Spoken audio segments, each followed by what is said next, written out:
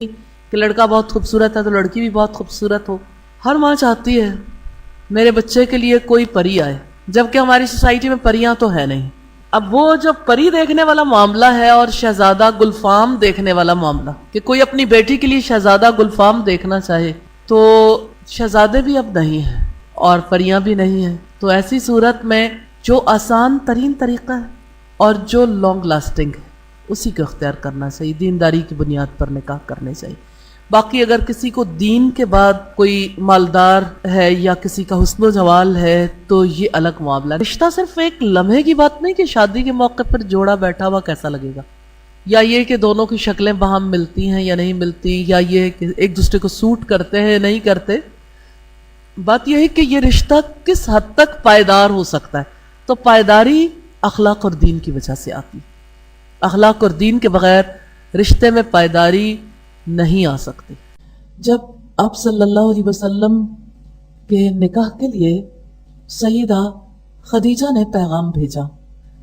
آپ کی عمر 25 برس تھی اور سیدہ خدیجہ کی عمر 40 برس. میری ایک خاتون سے بات ہوئی، انہوں نے کہا کہ میری بیٹی کا رشتہ آیا، لیکن رشتہ ایسا ہے کہ میری بیٹی تو اتنی ہونہار ہے اور اس نے ایسی ڈگری لی جس کی وجہ سے یعنی اس نے جاب بھی کی اور لوگوں میں اس کا بڑا نام ہے، اس نے بہت زیادہ زندگی میں محنت کی.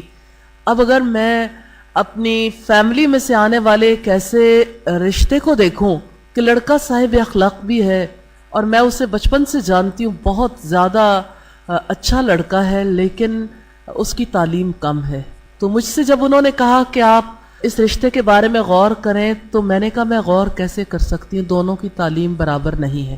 مجھ سے وہ اس حوالے سے بات چیت کر رہی تھیں کہ کیا تعلیم برابر نہ ہو تو ایسی صورتحال میں بھی ہم سے پوچھ گچھ ہوگی اللہ تعالیٰ کی جانب سے.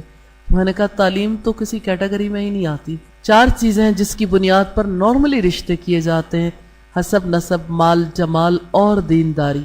تعلیم تو اب 5ویں چیز شامل کر لی گئی. اس میں کوئی شک نہیں کہ صاحب روزگار ہونا چاہیے، حلال روزی کماتا اور اتنا کہ اپنی فیملی کو سپورٹ کر سکتا ہو. لیکن یہ ہے کہ اس بنیاد پر بیٹیوں کے رشتے نہ کرنا کہ ان کے برابر کا رشتہ ہوگا تو کریں گے ورنہ ٹھیک ہے پھر زندگی ایسے ہی گزار دیں، تو یہ ظلم ہے.